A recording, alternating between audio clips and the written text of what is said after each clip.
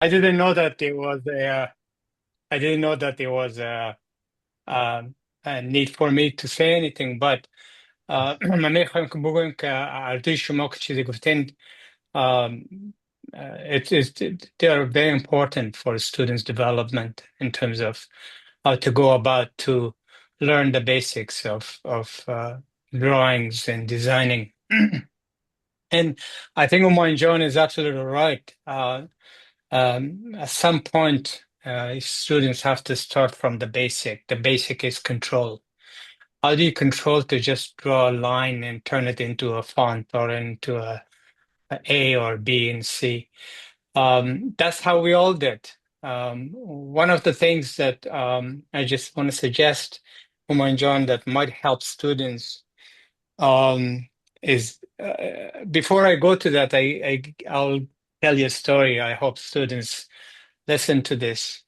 My first week in the college, uh, we went the same process, exactly the same process what Omar and John is expressing, the idea of how to use your intelligence to draw, use different vehicles like pencil, pen, um, and but beyond that, before all that happened, the teacher asked all of us, he said, "How do you draw a line?"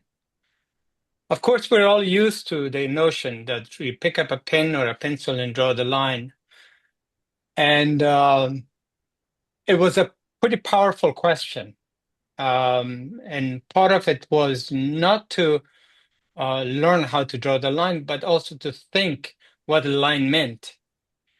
And so we all said, of course, you pick up a pencil and draw a line on a piece of paper. He said, yeah, that's true. That's true. I think this is where you become an architect or think differently. If you to wrap your head around the idea of how to draw the line. And then he said, is there any other way?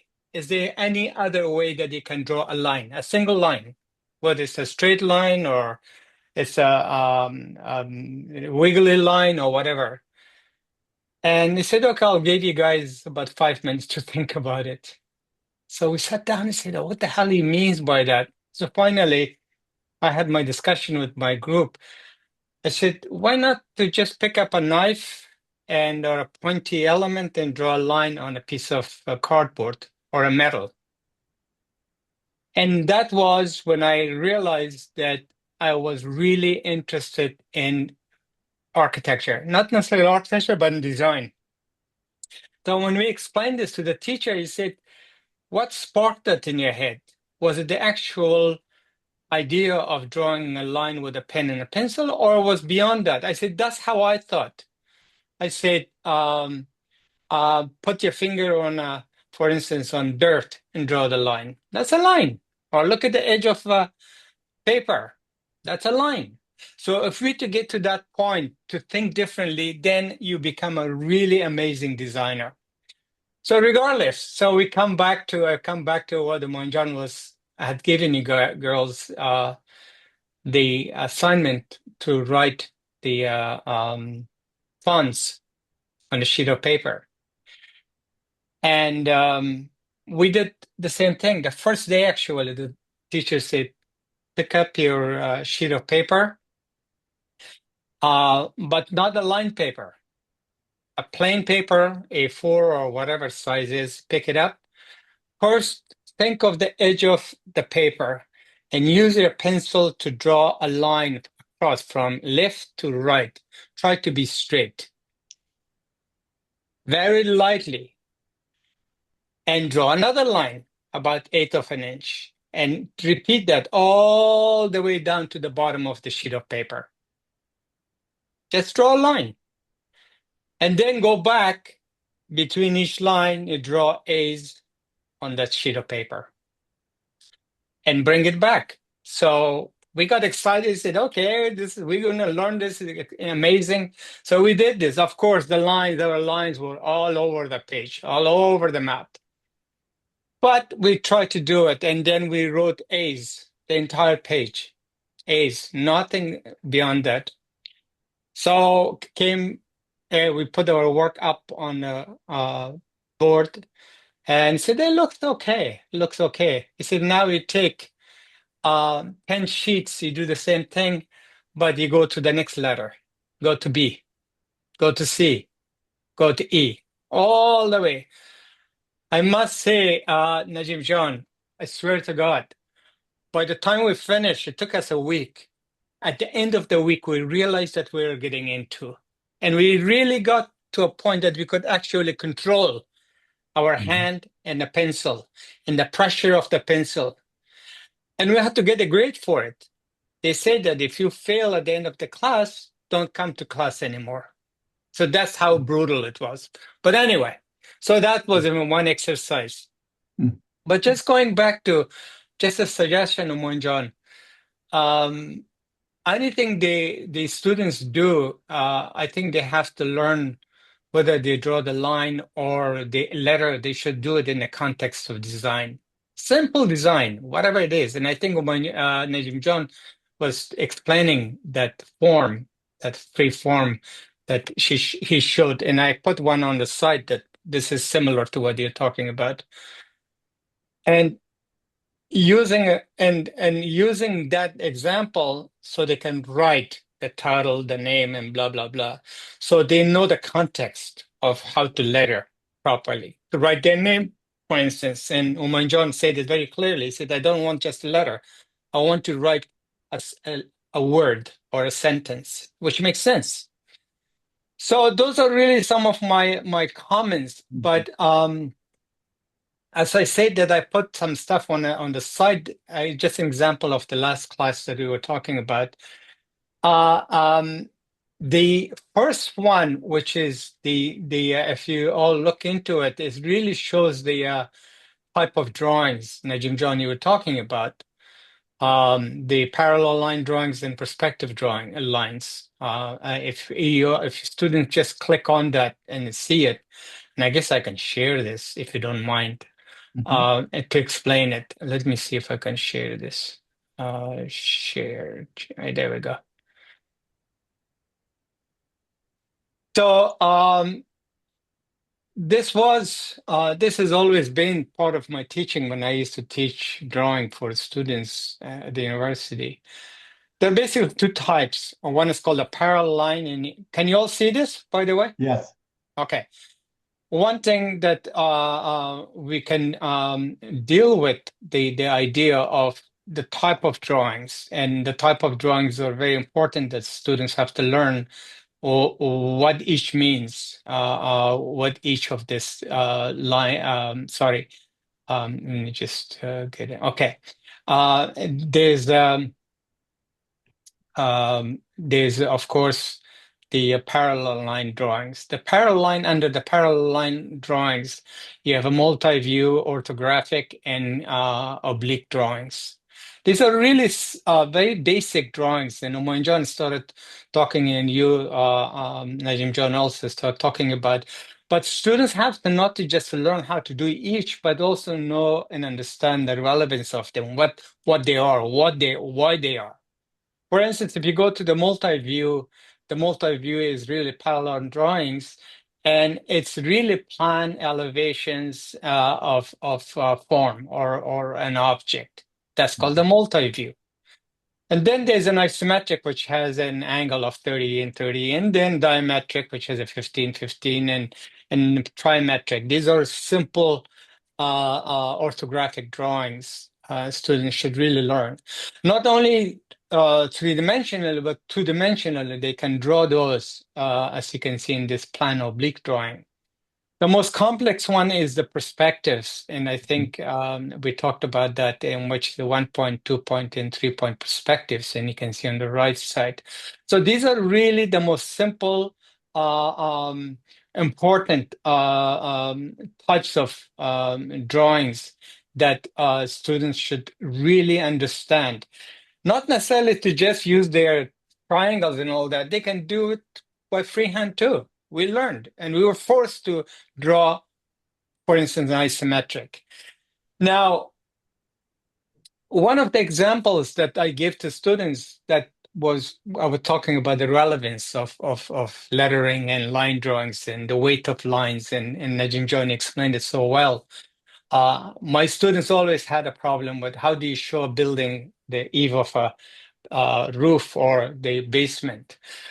And I said there should be dashed line. And one of the students said, then how do you differentiate? And I think you showed it so carefully. That example that you showed, the dashed line for the basement was light, thin line, dash line. But the one above that you look up under the eave of the building is not thin line, it's a dark, thick line. And those are to the extent that we had to really learn. And Manjan was talking about the value of drawing quality. And that's where the difference comes between excellent production and sort of not that good production. One of the projects that you may consider later on, if you want to, since you're teaching that class, Manjan, was that my first assignment was to ask each student to take a tape measurement and measure their bedroom. The plan, the elevations, the furniture, everything that exists there. And literally to learn how to use the tape measure. And then sketch that on the plan on the plan and elevation. Just write the dimension over it. And that's how we started learning. And then later on, part of the second phase was to take that room based on your new requirements, whether it's your bedroom or a living room or a kitchen or whatever it may be, to draw it in a hard line, which again goes back to Najim John was talking about, to draw these plans properly, to start with the proper guidelines, and then over the guidelines, you produce the next layer or next generation of line weight to show windows, doors, the furniture, and so on and so forth.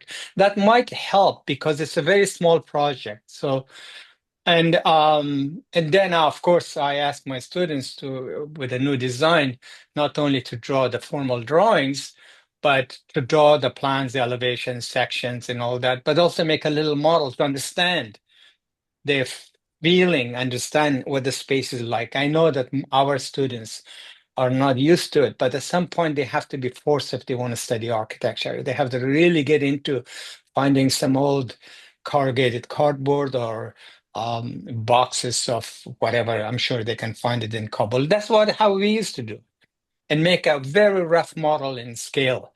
So the combination of all this really gave them a basic notion of what they're getting into. Mhm, mhm. So anyway, بسیار those آها. were my comments. یک جان تشکر استاد میدی. جان بسیار تشکر بسیار خودت. بسیار تشریح خوب در یک صفحه کردین و بسیار دلچسب بود که ارتباط بسیار مستقیم داشت به استاد میدی. گروپ الف شاگردا که تقریبا 14 نفر ثبت نام کردن، مسئول تدریس از اون هستن، اما همکاریشان همیشه همراه گروپ بی هم می باشه. بعضی یک تعداد شاگردای گروپ استاد میلی که در گروپ الف هستن خواهش کردن که ما میتونیم به هر دو گروپ باشیم. بله ها، چرا نه؟ شاگردایی که وقت دارن و میخواین که زیاد کار کنن. چرا پروژه از اونا یک پروژه راستی طرح و دیزاین است برای یک سنتر در کابل.